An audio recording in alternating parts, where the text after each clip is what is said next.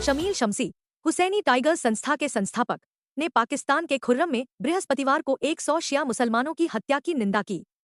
पत्रकारों को संबोधित करते हुए शमील शमसी ने कहा, पाकिस्तान का जो निर्माण हुआ है और पाकिस्तान की जो बुनियाद रखी गई है वो मजलूमों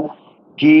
लाशों के ऊपर रखी गई है। एक ऐसा मुल्क कि जिसमें लाखों लोगों की लाशों को दफनाया गया है जालिमाना तरीके से, तो कभी भी पाकिस्तान सुकून से जीने वाला मुल्क नहीं बन सकता। वहां पे अगर आप देखेंगे जिस प्रकार से शियों की हत्याओं का सिलसिला एक लंबे तवील अरसे से जारी है, उसको रुकने का नामो निशान लेने के लिए कोई सरकार जो है वो आगे नहीं बढ़ी। न कभी किसी सरकार ने इस मामले में मजम्मत की, न कभी किसी सरकार ने इस मामले में दोषियों को अरेस्ट किया। आज भी आप देखें तो वहां पर जो शिया दुश्मन तकरीरें हैं और जो शिया दुश्मन लीडर हैं वो खुलेआम घूमते हैं और खुलेआम शियों के कत्ल के फतवे देते हैं, फिर भी उनके ऊपर सरकार द्वारा कोई एक्शन नहीं लिया जाता। यही वजह है कि वहां शिया जबरदस्त किस्म से जो है वो दहशत के शिकार हैं और दहशत गर्दियों का शिकार होते रहते हैं। हम लोगों ने हमेशा इस मामले में जो एक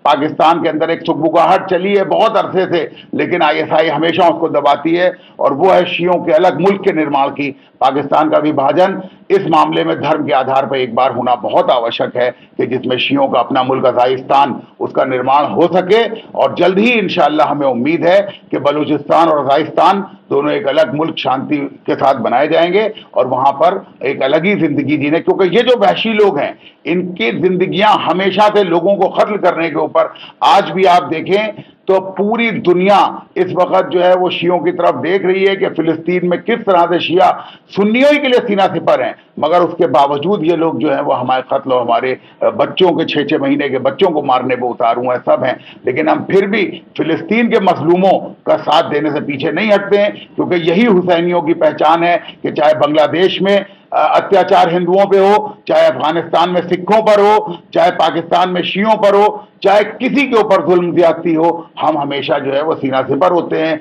हम हमेशा मजलूम के साथ खड़े होते हैं। और ये जो तबका है ये हमेशा जालिमों के साथ खड़ा हुआ। 1400 साल से इसने इस्लाम के नाम के ऊपर जिस तरह से लूट मार, जिस तरह से दहशत गर्दी, जिस तरह से इन्होंने हत्याएं की हैं, ये साफ जाहिर होता है कि कभी भी ये लोग जो हैं वो इस्लाम के पैरोकार नहीं हो सकते, क्योंकि ना तो इन्होंने कुरान को समझा है, ना इन्होंने दीन को समझा है। ये सिर्फ और सिर्फ जो है वो नसारा और यहूद के एजेंट हैं कि जो दुनिया भर में दहशत फैला रहे हैं। सर, हमेशा जो पाकिस्तान में शियाओं को ही टारगेट क्यों किया जाता है? सर देखिए, शिया वहां अल्पसंख्यक हैं और जो